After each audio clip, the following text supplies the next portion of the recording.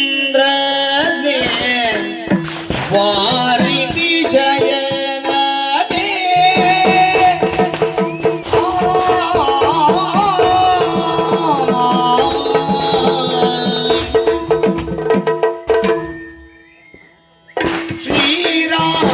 ಶ್ರೀರಾಮಚಂದ್ರನೇ ಶ್ರೀರಾಮಚಂದ್ರನೇ ಶ್ರೀರಾಮಚಂದ್ರನೇ ವಾರಿಧಿ ಶಯನನೇ ವಾರಿಧಿ ಶಯನನೇ ಶಯನನೇ ಘೋರ ರಕ್ಕಸ ಹರನೇ ಘೋರ ರಕ್ಕಸ ಹರನೇ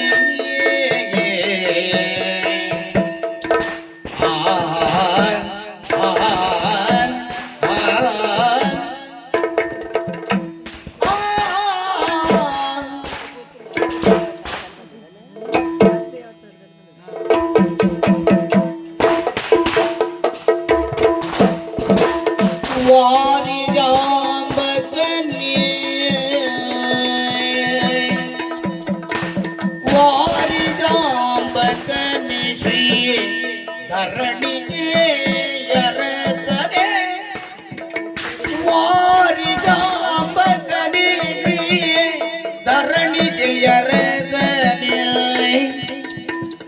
ಘೋರಲಿಂಗನೆ ರಕ್ಷಿಸೋ ರಾಮ ರಾಮ ರಾಮ ರಾಮ ಘೋರಲಿಂಗನೆ ರಕ್ಷಿಸೋ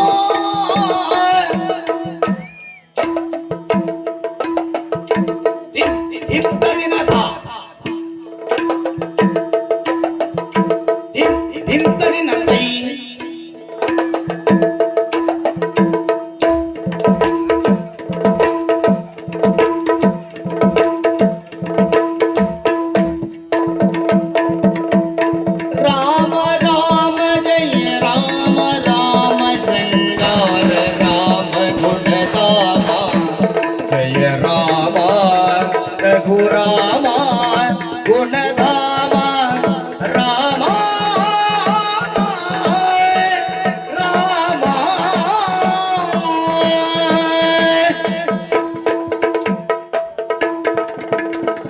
ರಾಮ ರಾಮ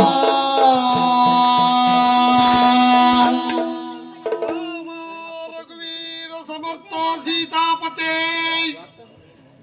ಅಣು ರೇಣು ತೃಣಕಾಷ್ಠಗಳಲ್ಲಿ ಪರಿಪೂರ್ಣವಾಗಿರುವಂತಹ ಶ್ರೀರಾಮಚಂದ್ರ ನಿನ್ನಡಿದವರಿಗೆ ಅನಂತ ವಂದನೆ ಪ್ರಭು.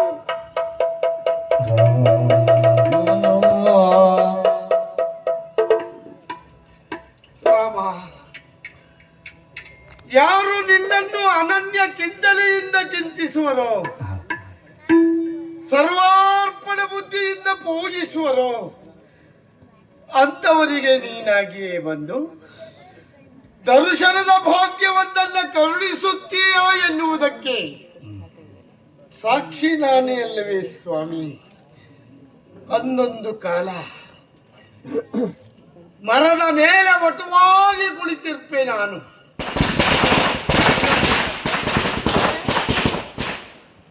ಅನುಜನಾಗಿರುವಂತಹ ಲಕ್ಷ್ಮಣ ದೇವರಿಗೆ ಕಂಡೆಯ ಅನುಜ ಲಕ್ಷ್ಮಣ, ಆ ವಟುವಿನ ಕಿವಿಯಲ್ಲಿರುವಂತಹ ಒಂಟಿ ಸೂರ್ಯ ಪ್ರಕಾಶದಂತೆ ಮಿನುಗುತ್ತಿದೆ